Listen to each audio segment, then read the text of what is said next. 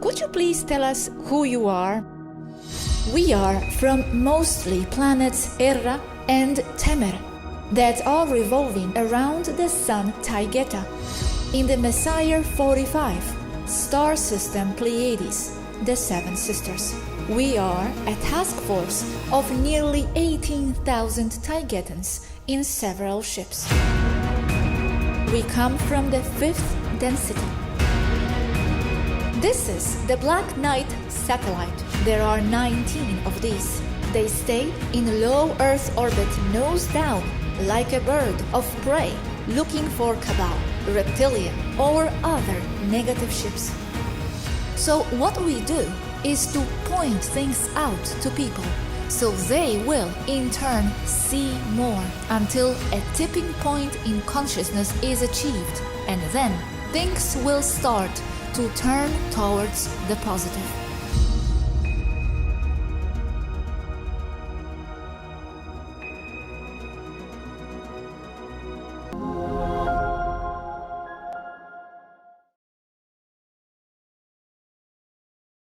And welcome back to Coast. Our special guest for the next couple hours, Melissa Gates Perry, as we talk about her latest work called Being Humans. It's an incredible. We're going to talk about the afterlife and the soul. Now, she's also a psychic, and she will be doing readings for you next hour on Coast to Coast on a number of things. All we simply need is a question from you about just about anything. But we'll be back with her in just a moment. And welcome back to Coast. George Norrie with you. Melissa Gates Perry, born and raised in a small town in southern Vermont. Born to teenage kids, young ones. Her home life was unstable and chaotic, and she began to recognize her psychic abilities as a child.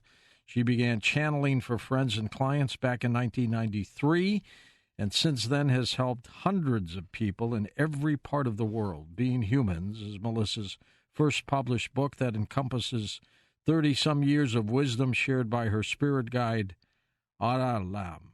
A decidedly terrifying childhood gives the author's book a stark reality which dovetails into channeled lessons and information, encouraging readers to grow. Melissa, welcome to the program. Thank you so much, George. I have to say that I'm absolutely thrilled to be talking to you. I'm a huge, huge fan of yours, and I'm also a longtime listener of Coast, and the work that you do with your show is just amazing. Well, thank you. I'm a bit of a fangirl where you're concerned. Well, that's all right. Now, did I pronounce the name of your spirit guide correctly? Actually, it's ARALAMB. ARALAMB, simple as that. Yep. Well, we'll get into that and how the spirit guide came to you and how often the spirit guide stays with you. But when you were, how young were you when this all happened? Well, when I was a kid, like a lot of people, because I was raised in such a kind of a tumultuous and difficult childhood, I kind of went inside myself, which people do when they're kids and they have these issues. So I became kind of sensitive to everything around me when I was quite young. And then when I was 22 years old, and we talk about this in the book, Being Humans, when I was 22 years old, I moved back to my hometown. I had my small son. He was a year and a half at the time.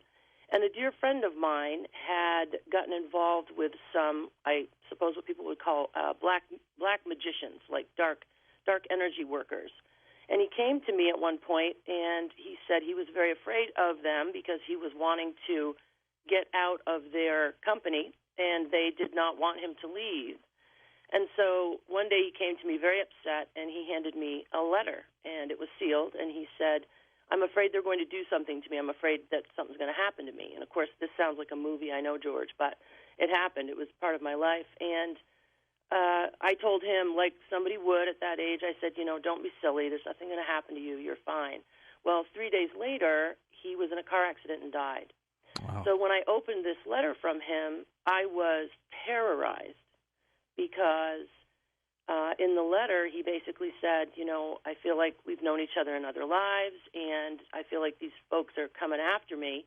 And so if anything happens to me, I want you to don't go to my funeral, don't go to the parties for me, just don't, kind of disappear for a while. So when I opened that letter on that day, it was the day after he died, I can tell you that night I was more terrified than I'd ever been in my life, and I started praying to God with a capital G. Like you'll say to people, you believe in a big God, God with a capital G. And I was praying to God and saying, if you're going to make me sensitive and you're going to make me have these particular gifts, please tell me what you want me to do. Give me a job. If you're going to make me like this, give me a job. And so I went to bed that night, as I said, just terrorized out of my mind. And when I woke up in the morning, something had shifted. Something had shifted big, and I could feel the presence of ARALAMB. At that point in time, I was not speaking with him in any way, but I just knew he was there. And I was about 22 years old when that happened. And I'll tell you, that was life-changing in general. So he showed up sort of that next morning, just as a feeling, this big sort of safe feeling in my life. And so that's how he showed up. And then over the next year and a half, he started to be more and more in my life, where eventually I could just speak with him. And he's actually present here now with us right now, listening. Interesting. Now, was ARALAMB once a human? Yes. ARALAMB has had many incarnations, many more than I have had. And he's, at this point, being my guide for this lifetime. But he, and I, again, in the book, he talks about that on the other side, interestingly enough, all of the different guides, so your guide, everyone's spirit soul guide comes in when you are born with you. And each of them is sort of in a different, it sounds a little bit like a bureaucracy, but it kind of works that way, where they're all in different groups. Like there are groups that work with geological changes on different planets, including Earth. ARALAMB is in the communications group. So his whole work is about communicating to folks on Earth who have reincarnated in order to have communication and start to grow in those ways. So that's what he does this time, but he's had many, many, many lifetimes. Is he the spirit guide to just you, or does he have many? In this lifetime, he's just my spirit guide, because there are many, many, many other spirit guides who are guides to other people who are incarnated right now on the planet. And interestingly enough, one of the reasons that the work for me was so important in being humans is that ARALAMB talks about the idea that every human being on our planet right now, if you're a soul moving a body around on Earth right now, you came in specifically because you are ready to start sort of leveling up your energy and having more understanding and learning about your soul and where you go when you die and all of that. By the way, Melissa Gates, wasn't that Bill Gates' ex-wife's name? No. There's a part of me that would say I wish, George, because I think that she got quite a settlement. But no, that was Melinda. Melinda, okay. And what's really funny is when people look for me at melissagatesperry.com, oftentimes Melinda and I come up together. So you're not the only one who's thought that. Well, earlier when my producer was telling me that you were going to be our guest, I'm thinking, is this Bill Gates' ex-wife that she got remarried already? Yeah, no, but it is funny. You're not the first person to say that to me. That's great. That's great. What message would you like people to get when they read Being Humans? Being Humans is a twofold book. The first part of it is, and I think this is what makes it unique for people, the first part of it is a lot of my personal stories written in my voice about a lot of the different situations and traumas that I had as a kid growing up. And then followed with those are, chapter 1 to chapter 2. Following those chapters each time is ARALAMB talking about how to look at my problems or my issues as a child and how to work those out so that you don't bring them forward in your life as a soul. And so ARALAMB does a lot of talking about our universe and our planet and us as souls, but also it's about learning to overcome a lot of the trauma and anger and things that people hold inside. Because, right now, I'm sure you get up in the morning, George, and you look at the news and you think, what on earth is going on here? Yeah, it's crazy. It's all whacked out. Yeah, it is completely whacked out. And the thing is it's not just you and I who think that. People from all over the planet feel that way. And so this book for people is meant to start to unravel some of that and then not be completely gloom and doom, but give you some tools so that you can start to say, okay, and this is going to sound very biblical, but I'm in the world, not of the world, right? Because you can't walk around every day looking at the way the world is and feel good about anything. So you have to be able to delineate yourself out from all that negativity. So I think that this book is specifically about helping. And it's very interesting because when I was very young and started doing sessions with ARALAMB, he would tell me at that time that one of my probable life arcs that I put in place for myself was that I would write this book and get it out to people to help. But when I was younger, I thought, that's overwhelming. Write a book? What, and of course I'm 25 at the time. And then eventually I would say to him, every 5 years or so, is it time to write the book? And he would say, no, not now. And so then all of a sudden I asked one day, and I had stopped asking, and he said, yep, it's time to write the book. It's time. And that was that. So, yeah. Is ARALAMB an angel or merely a spirit guide? He's not an angel, and this comes up in a lot of sessions because a lot of people have angels show up in their life, which is a very normal, awesome thing. Angels and spirit guides are not the same thing. Angels are a completely different species that was created by the Creator God, the big G, as I know you call and I say too. So angels are their own species that God created, and they're sort of like the big guns, if that makes sense. They come in to assist people in sort of all kinds of what I would call emergency situations. Now, your guide will do the same thing, but your guide is like your social worker that stays with you from birth till death. And angels are more, they come in, they do the thing that they're going to do for you, and then they're out. And then move on. Yeah. Are some people having their life without ever dealing with their spirit guide? Yes, and I'm glad you asked that question. So right now, and again, ARALAMB talks about this in the book, right now, everybody's always had a spirit guide, but right now on the planet, there are 27, 28% of the people who are sort of becoming awake and acknowledging that they have a spirit guide. And so everyone else has a spirit guide but doesn't acknowledge it at all. And then there are people who would listen to me talk, and they would say, well, she seems like a nice lady, but I don't buy any of that, right? I mean, and that's free will. One of the biggest rules that ARALAMB writes about in the book is that every human being has free will, and God gave us that specifically so that we could learn and grow at our own pace. So you never have to do or believe anything. But what's happening right now, which is so phenomenal, George, is that so many more people are listening to shows like yours and other places on YouTube and podcasts, and just starting to question, well, there's got to be more to me than just that I'm a mind in this body, right? Because your mind that you think with every day, that you go grocery shopping with every day, it's connected to your soul, but it's not your soul. Your soul is your primary leader in your life. And so people are starting to come kind of to a realization of that, and that is really amazing. It truly is amazing. What is the soul to you, Melissa? What I've learned through ARALAMB is that your soul is the one, it's basically the vessel for everything that you've ever been and everything that you're ever going to be, and it was given to you and connected to God at the time of the inception of your soul. So your soul, from what ARALAMB teaches, and when I say teaches, it's more like, what he's telling me, because he likes to talk a lot about the actual mechanical, how things work on the other side, right? So it's not how people say kind of fuzzy and unclear.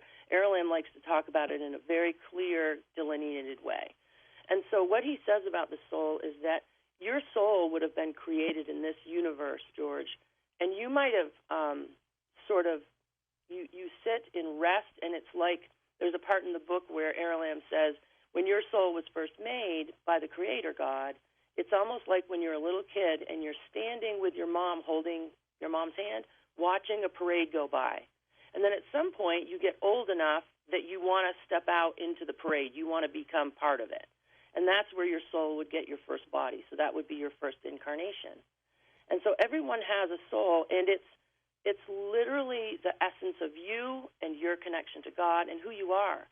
And the other really incredible thing that I have seen over hundreds and hundreds of sessions is that people, lifetime after lifetime, you ultimately do drop away the negative things, the negative lessons as you work through them, but you always hold all of the good things. Like, for instance, you are a singer, and I've never heard you sing, George, but I've heard people say that you're phenomenal.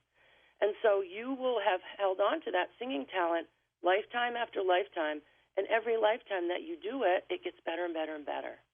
How about that? Yeah. How many more lifetimes do I need to cut my record? I would bet you could cut a record now, and I think probably a lot of people would buy it. Have you cut a record? No, No, not you really. haven't. I've done this. I've done part of his Christmas CD that my producer Tom produced, and Nice. I did a song on that. Well, I'm proclaiming, and ARALAMB is proclaiming right now, because he's listening to this conversation live time, I'm proclaiming that you need to have a CD, George. You need to do that. Interesting. Like I said, I've heard you have a beautiful voice. Explain to us, Melissa, the dying process. And I'm going to give you an example, and you can take us through that. Okay. Person goes to bed, dies in their sleep. What happens? Okay. So, and this is universal. This is pretty much universal. If you die in your sleep, you've lived a good long life, and you die in your sleep, and you don't have any particular pain, regardless of what you believe. So if you die in your sleep and you're a born-again Christian, or you die in your sleep and you're a Native American, or say that you die in your sleep and you're a pagan, right? You're someone who believes in all of the pagan beliefs. Your soul, as you get ready to leave your body, your soul sort of coalesces into a condensed unit in the middle of your body. And then, almost as if you were, do you know when you're young and you see a cotton candy machine, how the cotton candy comes into itself? How swirly it is. Swirly, right. So if you could reverse that in your mind and look at your soul as that cotton candy ball, but in this direction, it slowly starts to pull the threads of that energy away and up and back over to the other side. Do you know you have died? Some people initially don't. There are people who, in that situation, would stand next to the bed and be looking at their body and saying, what is going on right now? But ultimately, people always cross over. And I know, too, that there are people sometimes who have near-death experiences who have said that they have they get there and it's blackness or it's terrifying and all of those things. And from what ARALAMB says, that is almost always created by the soul passing over and then coming back, because you do know, once you're out of your body, you instinctively know to go home. And if you're going to stay home, then you get there and you're met by either your people who have passed over or your guide. And the other really, really wonderful thing about this is that, and ARALAMB talks about in Being Humans, is that if you pass away and you're a Christian, or you pass away and you're a Buddhist, or you pass away and you are a Sikh, if you have a religious belief and a doctrine, when you first get to the other side and you're just arriving, your arrival gate, if you like, your gate where you come through, is going to be very much reflective of your belief system religiously. If you're a completely atheist and you think that you die, there's no soul, you get buried or cremated, and that's it, you were one little candle and you're out now, you are very, very surprised when you get there, because you still go. And so you're going to show up and you're going to go, oh, you're kidding me. I've actually done sessions where someone has wanted to talk to a person who has passed over, and they'll say to me before the session, I don't think he's going to be there because he really did not believe in God. And I'll say, well, he might not show up because it doesn't always happen, but your guide will be there. But oftentimes that soul will show up, and they'll say to the person sitting with me, wow, I'm so sorry. I mean, I just wouldn't believe you, or I wouldn't go to church with you, or I wouldn't talk about this with you. And as it turns out, here I am. We're all meant to be waking up now, right? We're all meant to be waking up and looking at the world and figuring out how to be the best people we can be, and how to be the best neighbors we can be, and the best friends and family, and just big souls, big, shiny, bright souls. And it looks like ARALAMB helped you write the book. He did help me write the book. It's really funny because all the parts that are my chapters about my life, I wrote, but everything in there that ARALAMB wrote, and the book is 25 chapters long, and we basically just about halved it. Everything, it was like I was his secretary, and I sat at the typewriter. I sat at the computer, and I just typed and listened and was his secretary. Melissa, you remember the movie It's a Wonderful Life with Jimmy Stewart? Yes. Classic movie, and of course, the angel Clarence was sent down to save him. But could you also call that a spirit guide? Yes, although in the movie he was an angel, but ARALAMB acts very much more like him. I mean, it's funny because people will say to me sometimes, I wouldn't want to have a guide that was sort of always there and always interjecting into my world. And it can be like that on some days, but actually he has a lot of good boundaries so that if I say to him, listen, I'm going to go have dinner with my friends. I'd like to have one glass of wine and a cheeseburger. So please don't, like I'm going to go just have a life here and you need to just, take a couple of days. I mean, and he does that, which is really good because a lot of times people think that it would just be awful. But yes, that movie does depict a bit how ARALAMB is with me.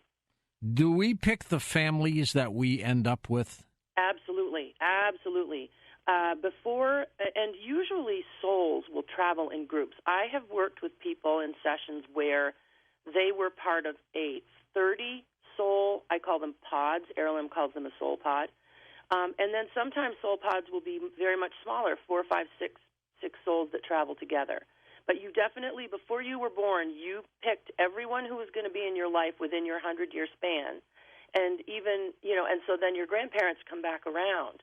So you would have picked all of those people, excuse me, you would have picked all of those people, and you also picked all the challenges and the joys and everything that you go through together. Well, I did a pretty good job picking my family then. Yeah, that's amazing, yeah. And, with the work that you came here to do, you would have wanted to have an incredibly supportive and loving group of people with you because you have so much responsibility with what you're doing in the world, to help people and the teaching part of it and everything. Do we stay with similar professions in earlier lives?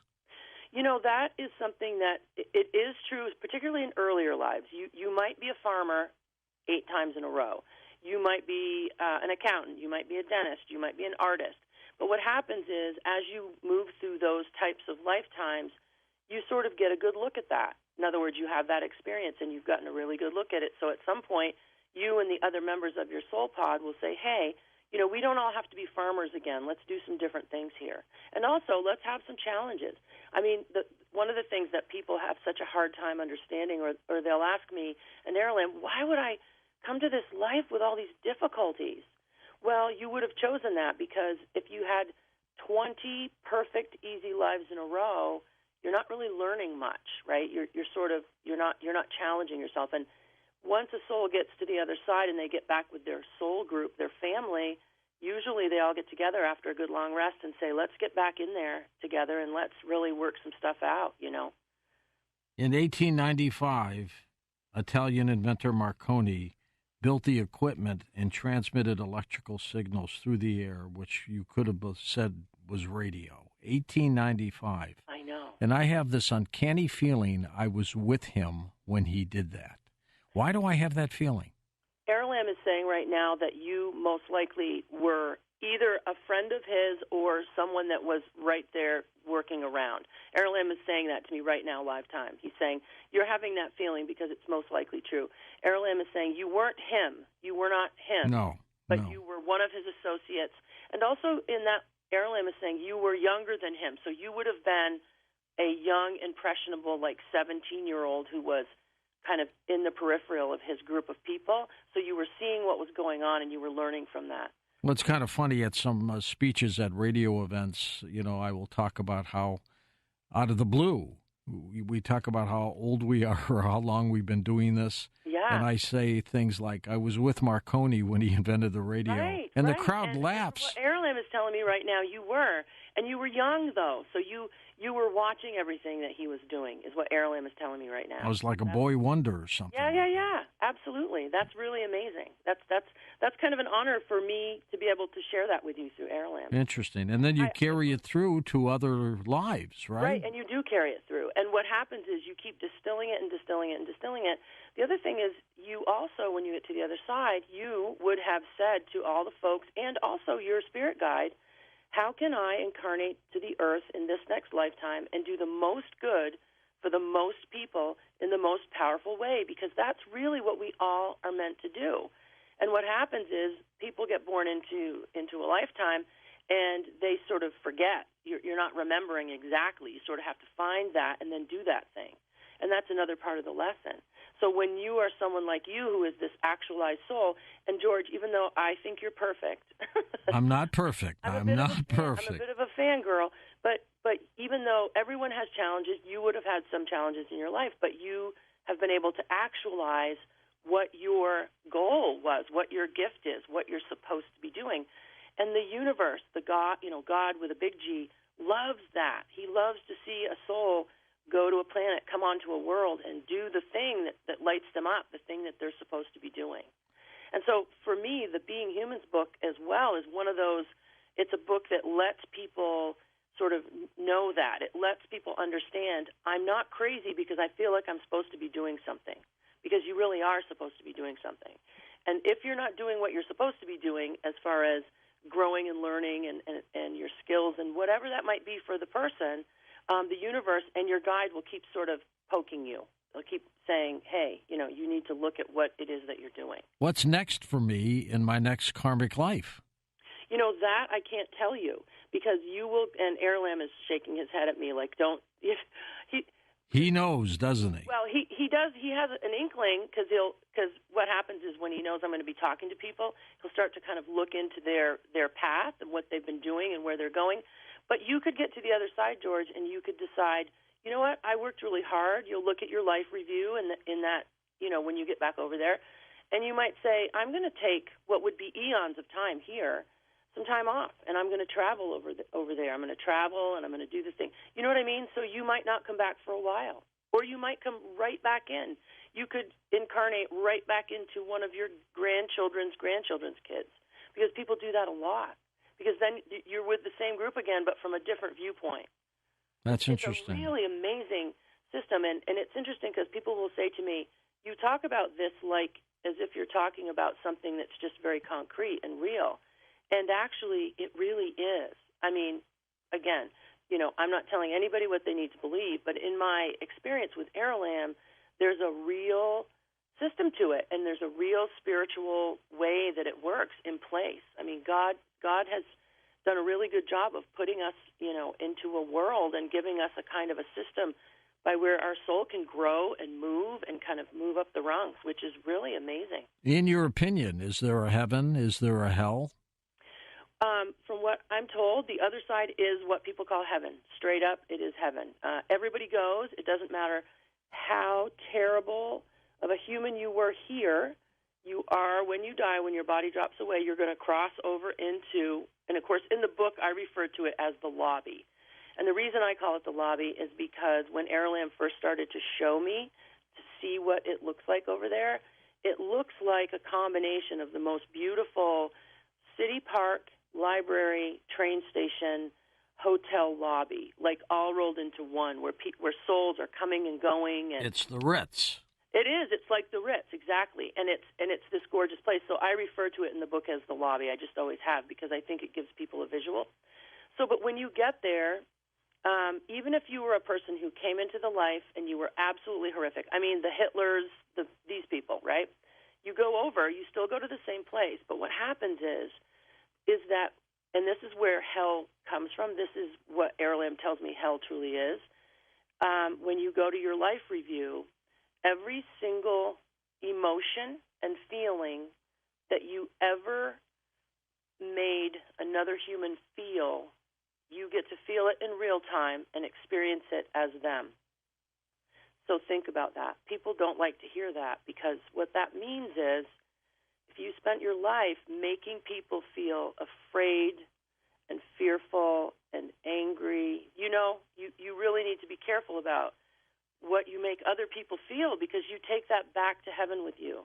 And that's where hell comes in. So if you're a person like a Hitler, I just used that as an example, who caused so much damage across the planet like that, well, that soul is going to be taking a long time to experience every last person who suffered, right? I would believe that kind of soul would be on the bottom of the pecking board. Huh? Well, I mean, everybody comes back to heaven at the same level, but here's the thing, you're correct about that, because that soul is basically in time out for a really long time, because it's going to take a long time to work through every human being that you caused pain to, because it's not just the people in the lifetime with you, it's the grandchildren and the grandchildren of the people who are affected negatively by that. So that's where ARALAMB, how he describes what hell actually is.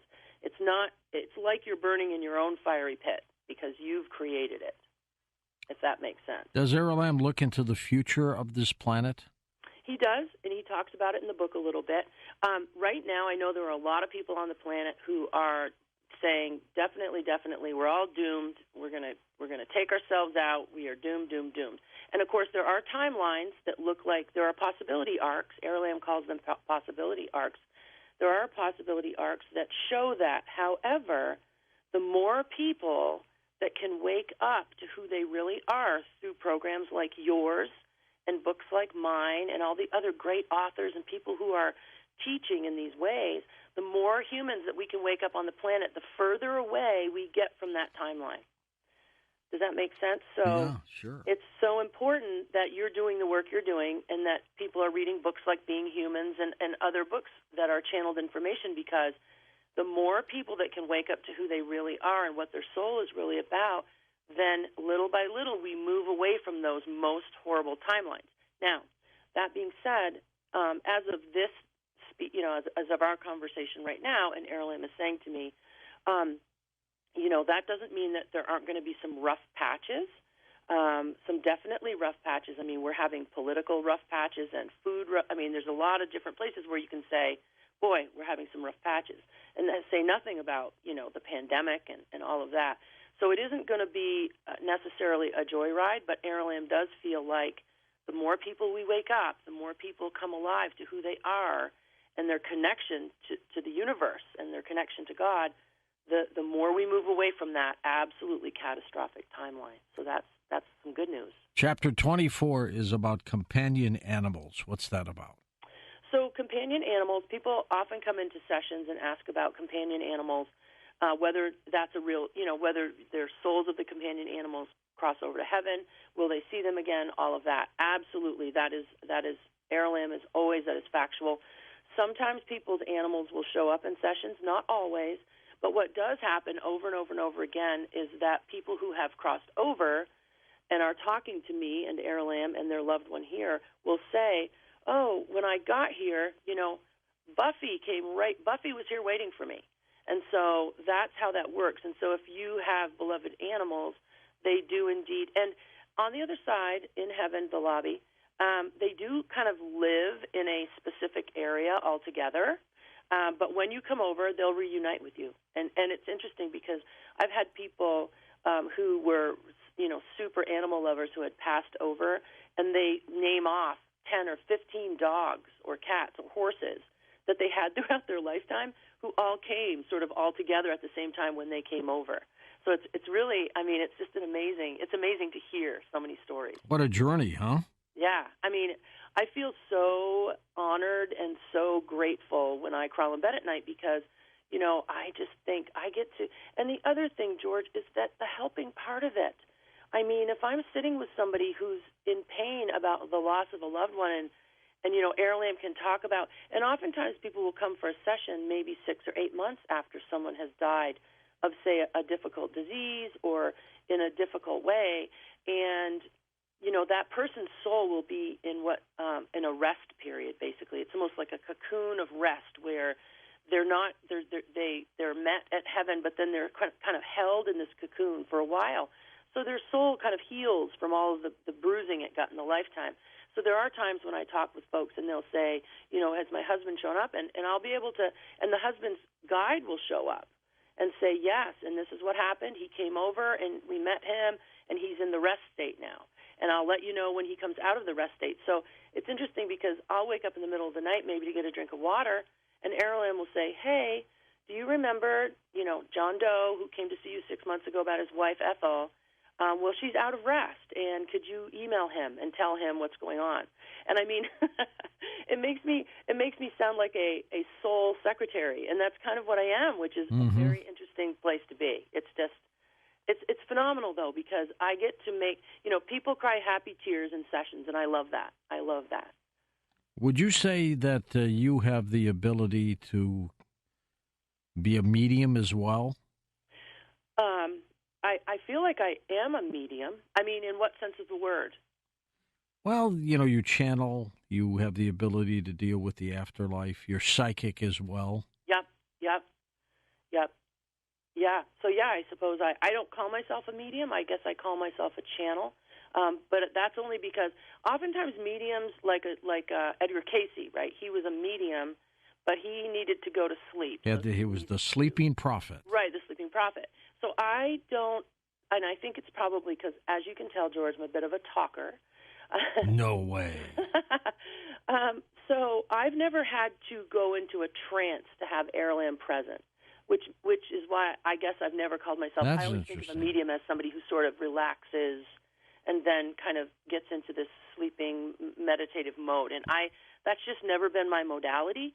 But yeah, I suppose you could say that because the book, if you want to say it that way, all of ARALAMB's chapters in the book, those are, I suppose someone would call mediumship. Melissa Gates Perry with us. Her website is her name, linked up at coasttocoastam.com. The book is called Being Humans.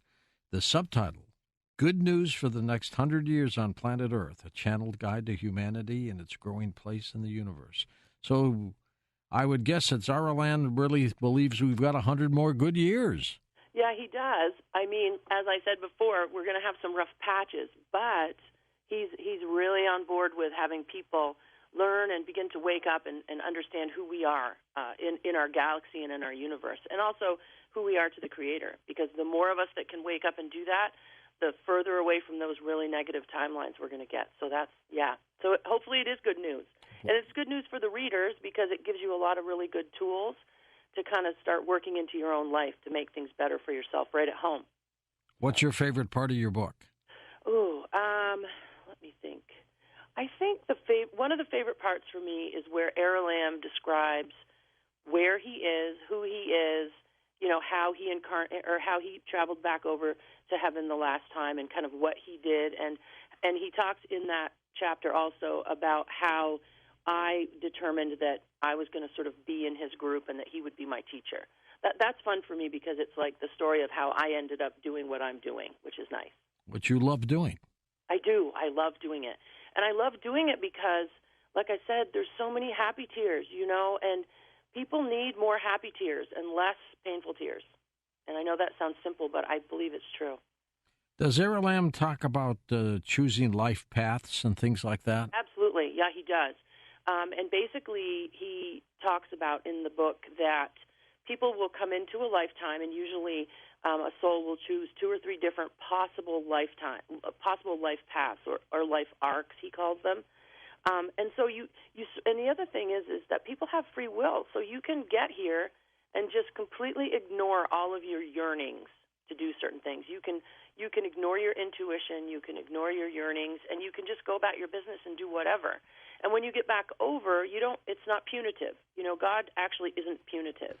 I think, ARALAMB talks a little bit about some of the older books of the Bible where God is very punitive, and that's really not the setup. It just is not. From what I understand, it's not. God is not punitive. So the life path, and oftentimes souls will choose life paths that they have failed at before. So they'll keep going at a certain style of life path until they can either overcome the challenges or become super masters at the thing that they're going to do, which is why you've been in radio from the last 150 years. That's right. Not 150, but, close. Sometimes it feels like that. Right? But you know what? I've never had one of those moments where I didn't want to come in and do it. Right, where you don't want to do it, and that's because you're doing exactly what you should be doing. Let's go to the phones. Let's start with Lou in Ohio, first-time caller. Lou, thanks for calling. Go ahead. Yes. Thank you, George. Sure thing. Thank you, Melissa. What do you see for my future? Lou, I am right now, ARALAMB is saying to me, firstly, he's saying to me that your guide, which I didn't know if this would happen or not, and I'm going to have to make it quick because I know it's easy for me to talk on. So your life guide did show up. Somebody showed up for you with ARALAMB just now, and I wasn't sure that was going to happen. And I think it's your life guide from what ARALAMB is saying. His name is Leslie, and it's a man named Leslie. So Leslie has been trying to send you a lot of messages about what you're doing and where you're going and how your life is going. And what he's saying right now to ARALAMB and to me is that you have been very depressed and disappointed with the way things are going for you, but you have more time in your life. You do have a good fair amount of time, and that things are going to get better. And the other thing that ARALAMB is saying, just to kind of wrap this up relatively quickly, is that don't let disappointments sort of bring you down. Do you know what I'm saying? Like, you need to really hold on to the idea that your life is going to get better, because ARALAMB is saying it's not been great, but it is going to get better. And also through a person coming into your life, a younger person, ARALAMB is saying a younger woman who would be a friend of the family or possibly a relative of yours that you haven't seen for a long time is going to sort of show up in your life to kind of be a little bit of a companion for you. And that person, and so don't shut them out. ARALAMB is saying in closing, don't shut that person out, because you don't need to be alone. You need to have people around you. Okay, good luck, Lou. Hope everything works out there. When you do readings, are you doing it or is ARALAMB doing it?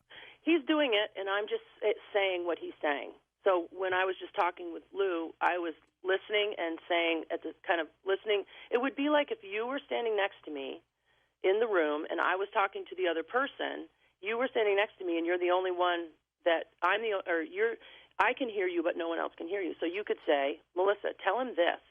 And you would say it out loud, and I would just repeat it, and that's what I'm doing, which is a little different. That's not really the way people normally channel. But I think it's because I'm a talker. One of our listeners doesn't have phone capabilities right now, but Linda from Ontario wants to know what her financial future looks like. And she was born in 1947, if you needed that. Okay. So, Linda, and I'm listening to ARALAMB. ARALAMB is saying that in the next 2.5 years, you are going to get an opportunity to change your career path. He's saying that you've worked very, very hard your whole life, and it sounds to him, from what he's saying, that you either lost a job that you really loved or you had to leave it because of physical ailments, but that in the next 2 years, that work that you've been doing, you're going to be able to get back with another company or another situation where you're doing that work again. And he's also saying that if you are having a situation with your back, because oftentimes people will ignore health issues, if you're having an issue with your back, you need to go to the doctor. He's saying even though you don't love doctors, you should go, because it's not super serious, but it's going to get worse if you don't have it looked at. Next up, let's go to Super in Los Angeles. Boy, your name's been coming up all week. Hi, Super. Super is your name? That's awesome. How are you? I'm great. I just want to know about if Melissa can send a message from my sweet cheeks, my honey. He passed in 2018 from Lewy body dementia, which is the same thing that Robin Williams had, of Parkinson's and dementia together. And unfortunately, because of really complicated legal issues, I couldn't be by his bedside when he died. Let me tell you something, Super. Firstly, I love that name.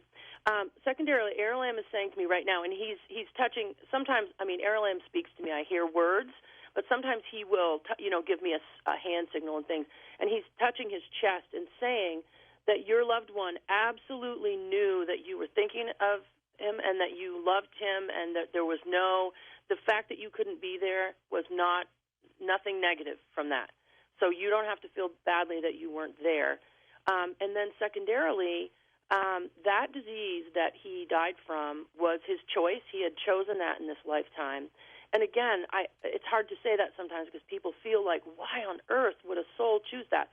But he did a phenomenal job. ARALAMB is telling me right now that when he's looking out kind of over his kind of just record quickly, because we're doing this quickly, that he actually did a phenomenal job of learning and doing what he needed to do within that disease. So he came over, and he's in the rest period, which people who die with diseases like that oftentimes go into that rest period that can last a month, a day, a week. It just depends on them. They get to come out of it. But he knew, ARALAMB is saying he absolutely knew that you were with him in spirit and soul and loved him, and the feeling was mutual. How about that? So. Super. John from Wisconsin was talking about you at the Pat Boone event. Yeah, I had a good time with him and Tanya. It was wonderful. You had fun, huh? Yes. Good.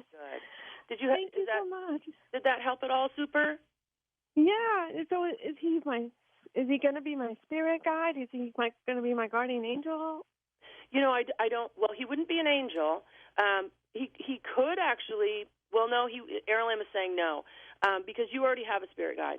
So, and the other thing is, Super. ARALAMB is saying now that you are a person who really could be in connection with your spirit guide. So you should be working on that a little bit. Thanks, Super. Next up, Amanda's in Flagstaff, Arizona. Welcome to the show. Hello, Amanda. Hello. Hi. How are you? Great. What's your question? I had recently lost. Actually, I say he's the love of my life, and I miss him dearly. I've been kind of lost without him, and I don't know. Is he okay? How's he doing? Yeah. Amanda, can you give me his first name? Because he's not standing right here with ARALAMB, but if you just give me his first name, no last names, just his first name, ARALAMB can quickly see if he can sort of sort him out and find him. Right. Jarrett? Jarrett? Yes. Okay. So ARALAMB is saying that he did successfully pass over. Now, he's telling me, too, that he was met by his guide and that he is not in a state of rest, but that he is sort of out traveling right now. But the other thing that ARALAMB is telling me, and this is something that happens a lot, is that he very often, once every couple of days in your time, comes and is with you. So if you are seeing a lot of, and obviously, you know, if you've lost him, then you're going to be focused on the things that make you think of him. But ARALAMB is telling me that once every couple of days, he is coming to you, sort of putting things in your path, right, so that you think of him. He is coming to you to check on you. So the thing that ARALAMB is telling me about this is that you are suffering so much, and what you need to do, if you can, is start to talk to him right out loud and say, I know that you're well. I know that you passed over. You know that I love you, and I'm just trying to heal. You need to kind of let him know out loud that you're going to heal from this and that you know he's fine, because that will help him on the other side. Does ARALAMB ever not give you the information you're looking for, Melissa? You know, the only time that ARALAMB will, there have been occasions where ARALAMB will say, I cannot tell you that, meaning because if he's going to tell me a piece of information that would impact someone's free will or somebody's choice in a life decision, meaning if it's if somebody came to me and said, you know, I don't know whether to get treatment for this illness, ARALAMB might not be able to tell them yay or nay to that, because it might be part of their life that is so important that they need to make the decision. So sometimes he'll say, but rarely. It doesn't happen a lot. It's also funny, too, because people will say, do you ever ask him for lottery numbers or things like that? And it's really funny. When I was much younger, I would say to him, why can't you give me lottery numbers? Why can't you do something like that? He would just roll his eyes at me like, that's not what this is about. So, yeah. But rarely does he not have anything to say. And if he really doesn't know, he'll say to get someone's information, or he'll come back to me months later or days later sometimes and give me more information on that person. Tell me the significance of the eye on the cover of Being Humans with all the electricity around it.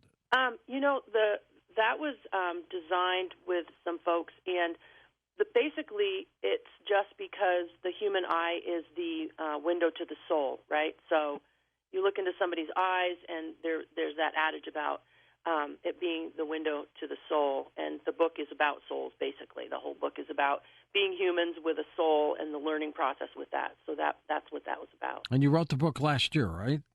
Yeah, I actually wrote the book, and it got published in November, and it's been doing very well considering that I had not published the book before.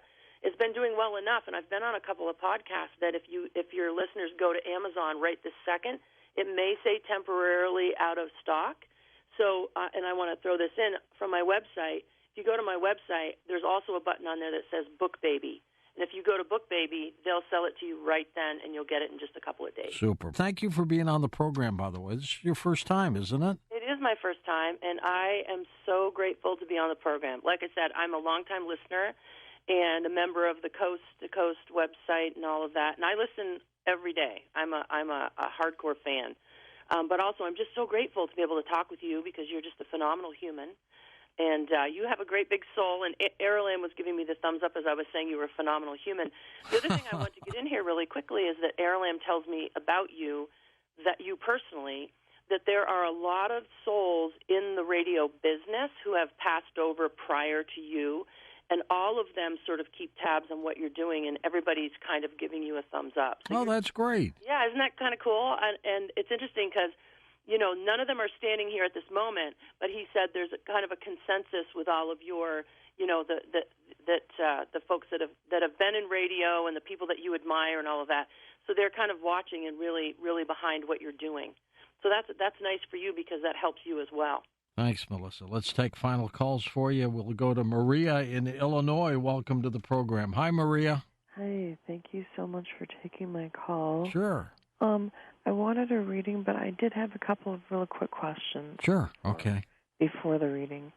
A couple of questions before that. So, if you totally love your animal more than anything else in this world, mine's still alive, thankfully, but if they do go, can they ever reincarnate and come back to you? Or yes, they do. Do people ever reincarnate as your pet? No. Human souls and souls that go into any type of biological bodies don't come into animals. But animals, like your animal that you love, do you have a dog? Yes, Jethro. Yeah. He's a rat. So your dog, one dog can reincarnate into the next puppy that you get or the next dog that you get. That does happen. It can happen.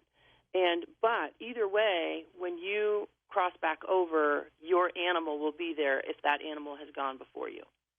Okay. My second question before reading is, basically, can somebody be in your in your soul pod? Like, can it be somebody that you were crazy about on Earth, but it was unrequited, and they were only in your life for a short time, and then they've moved on? Is it possible they could be in your soul family, or no? Absolutely. That happens a lot. In the first, this is a two-part answer to that. ARALAMB is saying absolutely that happens a lot because if it was unrequited, think about the lessons that you're going to be learning through that difficulty. You have the opportunity to learn some big lessons. And so then secondarily, you would have made a decision with that person to come into the lifetime in exactly the way that lifetime went between you. So yes, and ARALAMB is also saying that the person that you are referring to is in your life pod. And your soul pod is about 22 souls that are traveling around in your group together back and forth through lifetime. So your soul group is a pretty good-sized group, and that would be one of the reasons why this kind of a lifetime situation could happen, because there's quite a few of you. Even though he's with somebody else? And now what, hon? I'm sorry. Even though he's with someone else? Yes. Yeah. Yep. That can be. I felt like maybe they were soulmates, and I'm not, but I was crazy about him, and I still think of him to this day. But then, so the basic reading that I was talking about is my life has been really horrific in the last 3 years. I was in a couple of car accidents a year and a half ago. I've been without a car for a year and a half, and I'm desperately looking for another one. I've been trapped in my home for the last year and a half. I haven't been able to go anywhere, and I've always loved to travel, and I haven't even been able to do the things that I needed to do, and I'm desperate for another vehicle. And I'm just wondering, will I ever get another vehicle, and will things ever get better for me in general, because they've been really horrible in the last 3 years of my life. Okay, so ARALAMB is saying to me, and he's trying to make this concise because that's a lot of questions. He's saying absolutely things are going to be getting better for you. You're looking at about a 6 to 8 month period of time where things are going to start to turn around pretty quickly. The horrific car accidents and the things that have happened to you, those things you came into this life to experience sort of in the first half of your life. And now what you're meant to be doing is, and he's saying, you're meant to sort of start to emotionally and psychologically dismantle all of those things. Look at how they affected you, because the second half of your life is going to be much, much better, okay? So and now he's saying as far as the car goes, he believes that in the next probably 3 or 4 weeks even, that you should start reaching out to family. He's saying even family that you've been estranged from, because one of the biggest lessons for you is that you need to bring all of your people back into your life. So if you've been alone and a bit estranged from the people that are close to you, you need to reach out and bring them back in. And he's saying even if you feel that they wronged you, you are going to need to start to sort of reach out and heal those wounds. And here's the thing that I'll tell you, and he's saying this to me too, the biggest souls on the planet are the ones that can overcome that kind of difficult situation and those difficult emotional bonds that you have with people in your family. If you start to overcome that stuff, you change it for your whole group. You get the whole group healing. And that's one of the things in the book that's so amazing. So ARALAMB is saying that. So this is good for you. You're going to be making a turnaround here. It's not going to stay like it was. All right. Good luck, Maria. And let us know how things transpire for you. Let's go to Gary in Yuba City, California, west of the Rockies. Hi, Gary. Thank you, George, for having me on. Thank you. Thanks for holding so long. Oh, no worries, no worries. I had a question for Melissa. Okay. Absolutely, Gary. I never knew my birth father, and I was wondering if there's any way you could reach out and see what anything he has to say to me, or what kind of advice he could give me for my future. What was his name, Gary? Gary. Gary. His name was Gary, too? As well. Thank you, George, for asking the name. Okay. So You've taught me well, Melissa. I know, right? So ARALAMB is saying about your dad. Firstly, he doesn't have him right here. He's not right here. But he's reaching out right now sort of into the information that he can get. He is saying that your dad, the idea that you didn't really have a relationship with him had nothing to do with your dad not wanting you. So if you've been dealing with feelings of sort of abandonment, I'm not good enough, that kind of stuff, that was never the issue with your dad. The other thing about him, ARALAMB is saying that he was meant, you and he made a soul contract that this is the way you would come in together because you're meant to start to overcome this stuff. ARALAMB is also saying that ARALAMB will send out for your dad's soul guide in this last life to find out where he is now. But ARALAMB is also saying right now that he thinks your dad has reincarnated back into your extended family unit. Is there anybody in your family, and it could be cousins, it could be your children, it could be anybody. Are there any new babies in your family? Because ARALAMB is saying that he believes that your father, your real birth father, has now reincarnated back into your group on the planet, which happens a lot, which is actually a really great thing. He passed away when I was 2. 2 Right. years old. But is there anybody now in your family who's recently had a child or some of the youngest children in your family? Because ARALAMB says that he incarnated back into your group. My sister had 2 daughters, and another one adopted several others. Okay. So one of those 2 daughters, ARALAMB is saying, is most likely the soul of your dad, your biological father, come back around to be in your life. So if you feel very close to one of them, that's probably why. And this happen. ARALAMB is saying this happens a lot, where souls will come back in, because otherwise that's how it keeps rolling, right? Do they feel guilty? That's why they come back?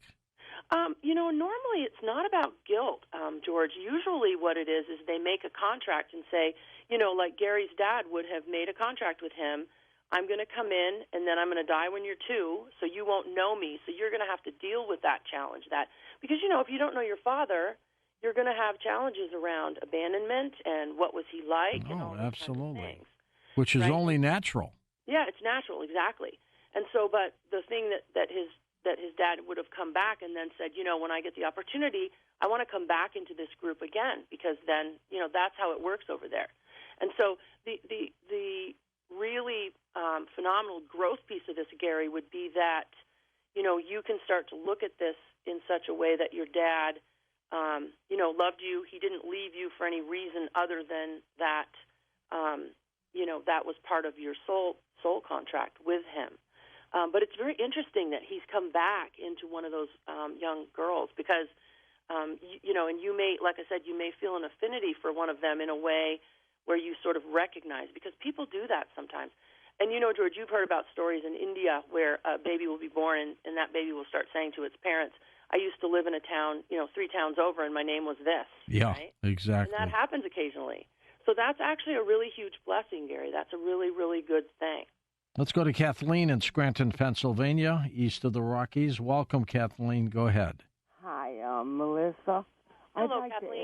to ask, I had an argument 15, 20 years ago with a family member, and somehow or another it ended up in some type of legal issue with another state, and I was not notified or, process served or anything, and it came to an intention recently, and I wrote a letter today, and I wanted to know if I'll be exonerated. It was an argument with a family member who no longer lives in that state, and I've not lived in that state for 20-plus years, and the family member has not lived in that state for over a decade. Was it an argument over an estate, Kathleen? Well, somebody did die and money was taken, and like that, and it was an argument, and I don't know why it ended up legally. So you're asking if the legalese is going to work out or what? Yeah, I wrote the letter to the Commonwealth attorney in another state. Do you have a lawyer on this too? No, I just wrote it out myself. She told me to when I called the office of this Commonwealth.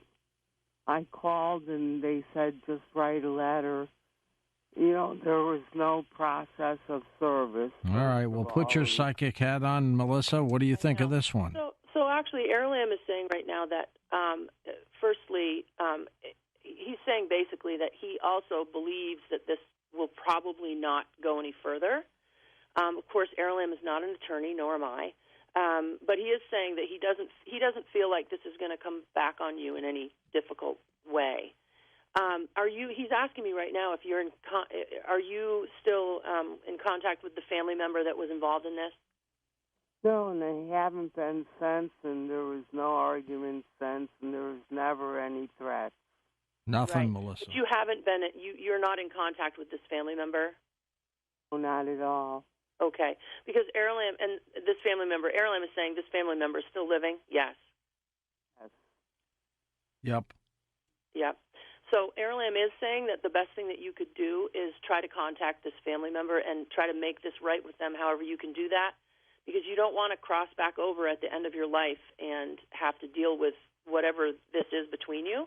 And ARALAMB is really, really big always about trying to get family souls, people that are in the same families, to work things out, even if it's difficult and even if it was very difficult at the time. And he's saying also the reason this is coming back up out of the blue sort of is a prompt.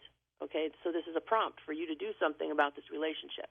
Why is money always an issue with the people, Melissa? Oh, because basically, and ARALAMB is saying, humans have been in this system, this monetary system, for a very long time, obviously. We were put in this monetary system. And so our survival always, counts on the monetary system. And so it really, everyone needs money. I'm not saying that everyone doesn't need money. We all need money to live. But money does create it creates a situation where you oftentimes can't lead with your soul. That's so true. Tensions all the time. Melissa, thanks for being on the program. Keep in touch with us. The Coast mobile app is now available for download on iPhones and Android devices. You can become an insider directly through this app. This is a great option for our international listeners, and new users will also receive a free 2-week trial.